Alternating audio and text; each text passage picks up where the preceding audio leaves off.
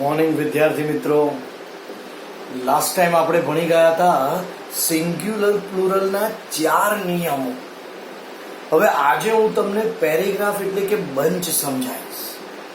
કોઈ વિદ્યાર્થી મારી સાથે લખે નહીં, પહેલા સમજવામાં ધ્યાન આપે. હું વારંવાર કહું છું, એકવાર સમજી જશો પછી તમે ન લખો તો બી તમને 100% આવડે. એટલે લખવાની બહુ ઉતાવળ કરવાની, આખી જિંદગી લખવાનું જ છે, એટલે સમજવું બહુ ઓછું પડે છે, તો સમજી લેજો. હવે બોર્ડ ઉપર જુઓ પેરેગ્રાફ. ભાઈ પહેલો પેરેગ્રાફ છે, I am a postman, full point. This is my bicycle, full point. I go to the post office on my bicycle, full point. I do my duties there, full point. અને જો નીચે તમને પરીક્ષામાં 8 હોય, 9 હોય કે 10 હોય, તમને એક્ઝામમાં આવું આપ્યું હશે, ભાઈ સ્ટાર્ટ ધીસ વે અથવા બિગિન ધીસ વે. તમે ભાઈ આ રીતે લખાણ લખો. હવે ધ્યાનથી જુઓ કે તમારે લખાણ કઈ રીતે લખવાનું છે. તો અહીંયા આઈ આપેલું છે, તો બોલો આઈ ના બદલે શું થઈ ગયું? વી. આગળ મેં તમને કહ્યું હતું ભાઈ આઈ નું બહુવચન વી, મી નું બહુવચન અસ અને માય નું બહુવચન અવર. તમને 3 વિભક્તિ યાદ હોવી જોઈએ. આઈ, મી, માય, વી, અસ, અવર. તો જુઓ આનો મિનિંગ એવું કહેવાય કે તમારે આ પેરેગ્રાફને બહુવચનમાં ફેરવવાનો છે. યાદ રાખજો, બહુવચનમાં ફેરવવાનું હોય ચેન્જ ધ જેન્ડર એટલે કે લિંગ પરિવર્તન. એ બધામાં બહુ ધ્યાન આપવું જરૂર. ઉતાવળ સહેજ બી કરવી નહીં. 3 માર્ક્સ નો સવાલ છે. જેમ કે આઈ નું વી, તો જુઓ એમ નું બહુવચન આ. યાદ રાખજો, હંમેશા આર્ટિકલ એન એક વચનમાં મુકાય છે. બહુવચનમાં આર્ટિકલ એન ને કાઢી નાખો, એટલે કે હું આ એ ને કાઢી નાખીશ. તો ધ્યાનથી વાંચો, પોસ્ટમેન. તો હમણાં જ આપણે ભણી ગયા, મેન નું બહુવચન થાય એમઈએન, તો આવું લખાય, વી આર પોસ્ટમેન. તો જુઓ અહીંયા તમારે એમઈએન લખવું પડે. હવે તમને મોઢે હોવું જોઈએ. આગળ ધ્યાનથી જુઓ, જ્યાં જ્યાં ચેન્જીસ છે હું અંડરલાઈન કરું છું, જેથી તમને ખબર પડે કે ભાઈ ચેન્જીસ ક્યાં ક્યાં થયા. અને જુઓ તમે એક વાક્યમાં કેટલું બધું ચેન્જીસ થાય. જેમ કે ધીઝ નું બહુવચન, જો ફૂલ પોઈન્ટ પછી પહેલો અક્ષર ઓલવેઝ કેપિટલ, સ્મોલ અક્ષર હશે ખચાક કપાઈ જશે. ભાઈ તમારા માર્ક્સ. તો મહેરબાની કરી આપણા માર્ક્સ ન કપાય એટલે ધ્યાન આપવું. ફૂલ પોઈન્ટ પછી પહેલો અક્ષર કેપિટલ, તો આ ધીઝ નું બહુવચન THESE. ઇઝ નું બહુવચન એટલે કે બધાને ખબર છે આર. ધ્યાનથી જુઓ, માય નું બહુવચન, તમણા બોલી ગયો, આઈ નું વી, મી નું અસ, તો માય નું બહુવચન થાય અવર. અને બાઇસિકલમાં જુઓ છેલ્લો અક્ષર ઈ છે, તો બાઇસિકલ ને તમારે એસ લગાવવો પડે. તો તમે જોઈ શકો છો, બીજું ટોટલી વાક્ય ચેન્જીસ થઈ ગયું. એમાં બધામાં બહુવચન કરવું પડ્યું. એટલે કહેવાનો અર્થ, ભાઈ આપણે એક વાક્ય, એક વર્ડ્સ એને ધ્યાનથી જોઈશું. ચલો આ બાજુ ધ્યાન આપો. ફરી આઈ નું બહુવચન વી. હવે બધાને ખબર છે, વર્તમાન કાળ મેં તમને ભણાવ્યો છે, એટલે યાદ રાખજો. આ હીસી ઈટ હોય તો ક્રિયાપદને SKES લાગે, પણ બધાને ખબર છે હીસી ઈટ ના હોય તો મૂળ રૂપ. તો આઈ સાથે ગો, તો વી સાથે પણ ગો. ટુ નું ટુ, ધ નું ધ, પોસ્ટ ઓફિસ. હવે એક વસ્તુ ધ્યાન રાખજો, ભાઈ આઈ go to the post office. હવે પોસ્ટ ઓફિસ એક જ હોય, પણ એ પોસ્ટ ઓફિસમાં ટપાલી 3-4 એટલે કે 5-6 જણો હોય, એરિયા વાઇઝ જતા હોય. હવે કોઈ વિદ્યાર્થી કહો, સર હું આ પોસ્ટ ઓફિસ ને આવું લખું તો પોસ્ટ ઓફિસીસ, એટલે ભાઈ ના લખાય. કેમ કે એરિયા વાઇઝ એક પોસ્ટ ઓફિસ આપી હોય, ડિસ્ટ્રિક્ટ, જિલ્લો ગમે તે હોય, પણ એક પોસ્ટ ઓફિસ, તમારા વિસ્તારની એક પોસ્ટ ઓફિસ, અને એમાં ટપાલી 3-4 જણ હોય એટલે વહેંચવા જાય. તો અહીંયા તમે ન લખો તો કોઈ તમારા માર્ક્સ કાપી શકતા નથી. જેમ કે વિદ્યાર્થી સ્કૂલમાં જાય તો ભાઈ એક વિદ્યાર્થી સ્કૂલમાં જાય તો ઘણા બધા સ્કૂલ જાય, બધા માટે એક એક સ્કૂલ હોતી નથી. એટલે અહીંયા પોસ્ટ ઓફિસને આપણે કશું નહીં કરીએ. ઓનનું ઓન, માય બધાને ખબર છે માયનું થઈ જશે અવર, અને બાઇસિકલનું ફક્ત એસ લાગશે. તો થોડુંક ધ્યાન આપવું જરૂરી છે. ભાઈ ફરી જુઓ, જ્યાં ચેન્જીસ છે ત્યાં મેં અંડરલાઈન કરેલા છે એટલે તમને ખબર પડે. આઈ નું બહુવચન થાય વી, આઈ નું બહુવચન વી, ડુ નું ડુ, માય નું બહુવચન અવર.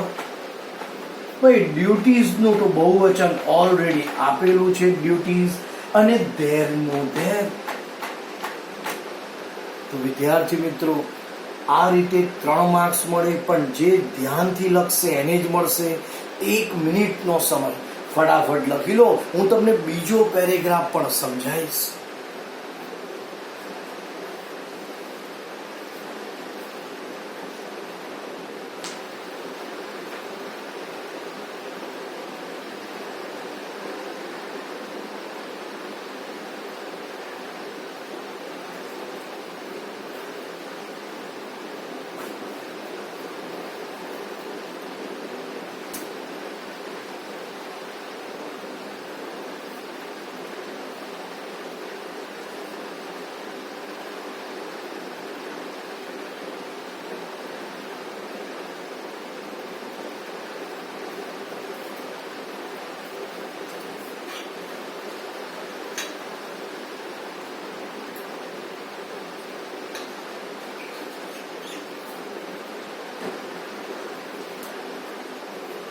લખાઈ ગયો હશે. જેને બાકી હોય થોડી ઝડપ કરે. હું અત્યારે ખાલી ઉપરનો ક્વેશ્ચન્સ ભૂસી નાખું છું. એક બીજો પેરેગ્રાફ આપણે લઈ લઈએ છીએ, અને પેરેગ્રાફ હંમેશા મારી સાથે તમે લખી શકો છો. લખો, a tree is very useful. Full point. It gives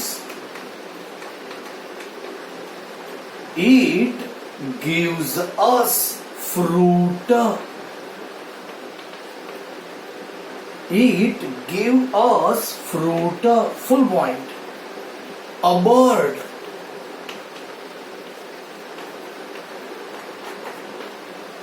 A bird builds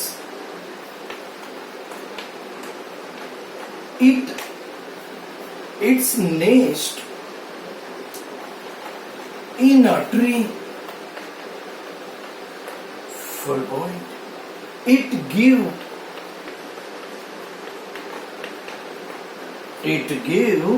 seed to an animal. Full point.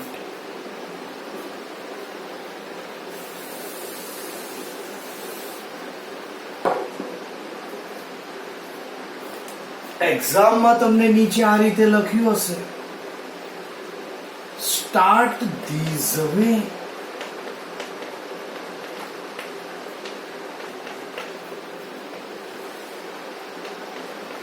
આ રીતે આપ્યું છે, trees are dash dash dash dash. વિદ્યાર્થી મિત્રો, પેરેગ્રાફમાં કદી ઉતાવળ ના કરતા 3 માર્ક્સ તમારા માટે બહુ અગત્યના છે. 1 અને અડધા માર્ક્સ માટે રેન્કમાં નંબર આવતો રહી જાય છે. પહેલો નંબર ચૂકી જાય, બીજો મળી જાય. તો યાદ રાખજો, એક એક વસ્તુને ભાઈ આપણે ધ્યાનથી જોઈશું. તો પહેલા જુઓ, અહીંયા હું અંડરલાઈન કરું છું, અ ટ્રી માંથી ભાઈ અહીંયા આપણને શું આપ્યું છે? ટ્રીઝ એટલે બહુવચન. તમે જોઈ શકો છો, ઇઝનું અહીંયા બહુવચન થઈ ગયું આર, એટલે કે આને કહેવાય સિંગ્યુલર ટુ પ્લુરલ. એક વચનમાંથી બહુવચન. ચલો હવે આપણે એક એક મુદ્દાને ધ્યાનથી જોઈશું. ભાઈ જેનું ન થાય તો એવા ને એવા લખવાના. વેરી યુઝફુલ નું યુઝફુલ. હવે ધ્યાન આપજો, બીજું સેન્ટેન્સ બધાને ખબર છે ભાઈ, હી સી અને ઈટ. મેં લખ્યું હતું હી સી ઈટ એનું બહુવચન થાય છે ધે. હવે સાદો વર્તમાન કાળ મેં તમને ભણાવેલ છે મિત્રો કે હી સી ઈટ હોય ને તો એના પછીના ક્રિયાપદને એસ કે ઈએસ લાગે. તમે જોઈ શકો છો ઈટ પછી આ ગીવને જુઓ એસ લાગેલ છે, એટલે કે હી સી ઈટ હોય તો સાદા વર્તમાન કાળમાં એસ, પણ મારે હવે ઈટનું બહુવચન, તો મેં તમને કહ્યું હતું હી સી અને ઈટનું બહુવચન ધે, અને હી સી ઈટ હોય તો એસ આવે, પણ ધેમાં તો શું આવશે? મૂળ રૂપ. તો તમે જોઈ શકો છો જો અહીંયા તમે ભૂલથી એસ મૂક્યો, ફિનિશ, તમારા માર્ક્સ કપાઈ જશે. હજી ધ્યાનથી જુઓ અસ. ફરી બોલી જો વી નું બહુવચન ધે એવું મેં લખાયું છે, તો અસનું બહુવચન થાય ધેમ. અને અહીં જુઓ ફ્રૂટમાં છેલ્લો અક્ષર ટી. હવે યાદ રાખજો, કોઈ કહો સર તમે આવો તો કોઈ નિયમ જ નહીં લખાયો, છેલ્લા S double S S S C H ભાઈ લખાયું એ બધા ના હોય.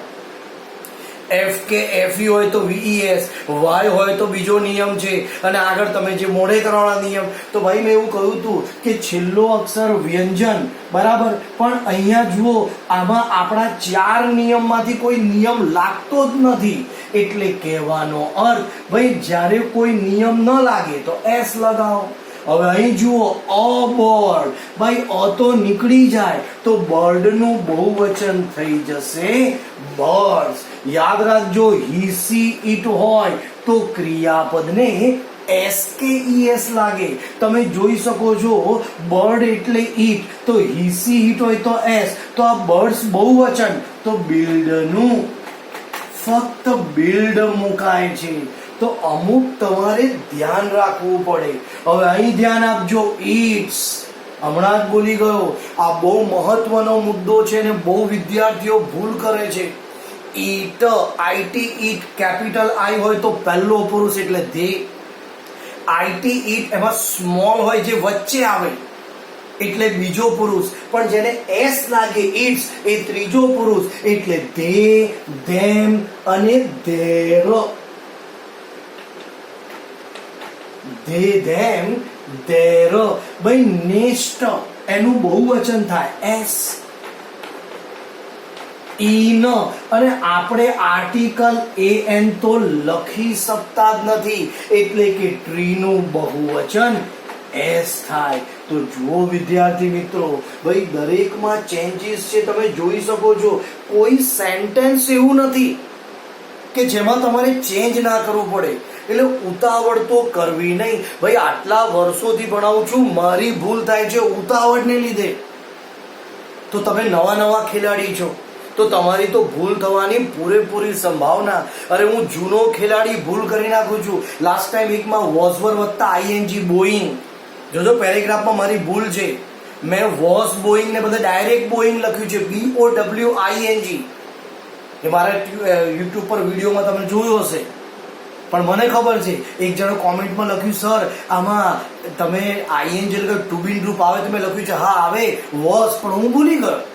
તો જોયું, મારાથી ભૂલ થઈ શકે. તો તમે તો નવા ખેલાડી છો એટલે ધ્યાન આપવાનું. ચલો ભાઈ ફરીથી ઈટ, તો ભાઈ ઈટ નું થઈ જાય ધે.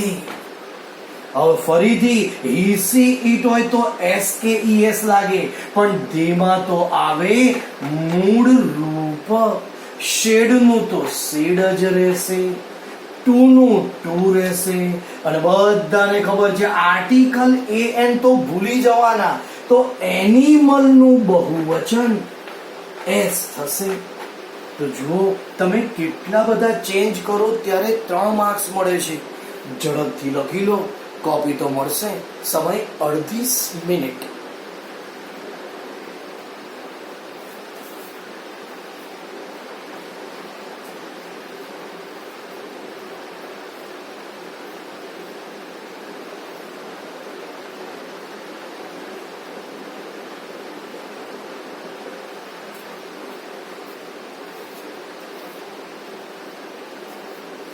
લખાઈ ગયો હશે મિત્રો.